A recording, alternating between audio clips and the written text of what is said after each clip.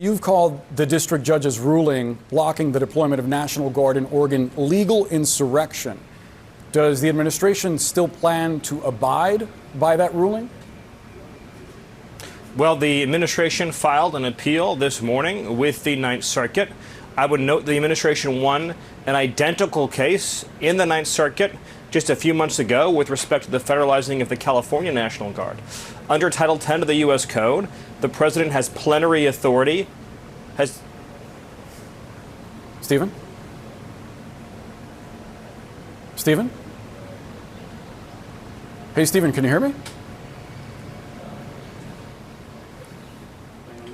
It seemed, Stephen, I apologize. It seems like we're having a technical issue.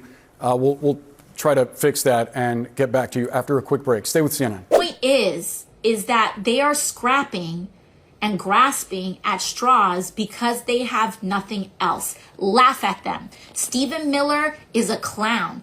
I've never seen that guy in real life, but he looks like he's like 4'10", and he looks like he is angry about the fact that he's 4'10", and he looks like he is so mad that he is 4'10", that he's taking that anger out at any other population possible. Like, laugh at them. Laugh at them. Yes, they are dangerous. Yes, we're here to be strong for one another. We need to expose the lies. We need to never let off the gas when it comes to protecting one another, exposing the lies, documenting things. We're seeing this too, right? And so I think it's very important to be able to hold multiple things at once. And we've seen this work in other cultures. We've seen this work in other countries. Yes, the resistance to authoritarianism is very real. The risks of abuse of power are very real. But one of the most powerful cultural things that you can do to a political movement that is predicated on the puffery of insecure masculinity. That's what this is about. This isn't, people talk about toxic masculinity. More than, it's like, let's put that to the side for just 1 second. This is about insecure masculinity. And one of the best ways that you can dismantle a movement of insecure men is by making fun of them. By having secure men who aren't afraid of successful people around them, who are good dads, who have strong values, also participating in that as well. So, like, that's what I have for that. And also someone said, short kings are great. Absolutely. I'm not here.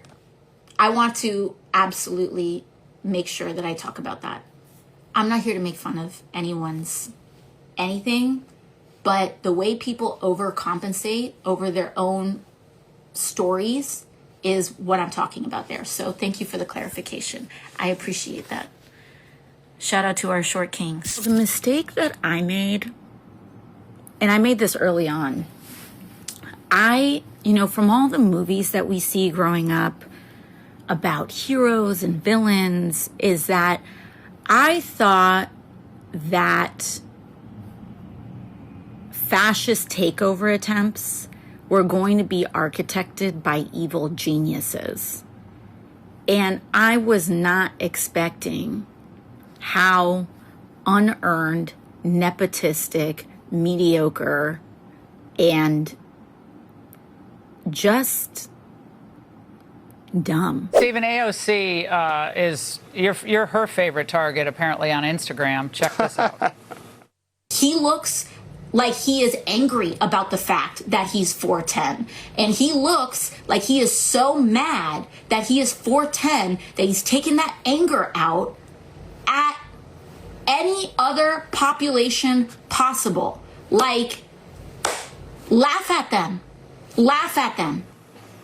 Like, laugh at them. Laugh at them. I wish I had a hoodie on. I mean, are we trying to play sorority sister as elected official? I don't know. I was at a sorority over the weekend over in Texas. I felt like I was back at the sorority house, except they had more sense. Stephen, quick response. Well, we knew that her brain didn't work. Now we know their eyes don't work. So I mean, she is a mess, right? What a train wreck. What a train wreck. I think you should just get a hoodie. It's great. You should just wear a hoodie from now on and respond to her in a hoodie. It should be hoodie to hoodie. Stephen, yes, thank you so much. Yeah, go ahead. I think the important point is that every time she's on TV, Republican approval ratings go up, Democrat approval ratings go down. That lady is a walking nightmare. You're about. I know you for 20 years. You're about 5'10", 11. About 5'10", yes. So 4'10". Yes. I don't know what she can say. Well, on the one hand, Stephen Miller is getting the opportunity to see all of his fascist dreams come true. But on the other hand, he still has to wake up every single day as Stephen Miller. So, I mean, how good can it really be? Stephen Miller and the rest of the Trump administration have buried themselves in legal issues. The first Trump term, Donald Trump exited with all these felonies against him, got convicted on 34, and luckily escaped the more serious ones. But this go round, pretty much everything they're doing is illegal, from the people that they're firing, to the programs that they're defunding, to the actions they're taking, sending troops everywhere. And the more they do that, the more that they kidnap people out of their homes, target non-criminal, undocumented immigrants, the more they raise prices, the more the economy shrinks, the more he fails to deliver on his promises, just blows up random ships from Venezuela, claiming that they're drug boats, even though that puts absolutely no dent into the drug trade, the more unpopular Donald Trump and Stephen Miller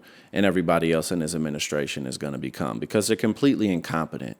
And at the end of the day, the United States is built on individualism. This is a country where we do what we want.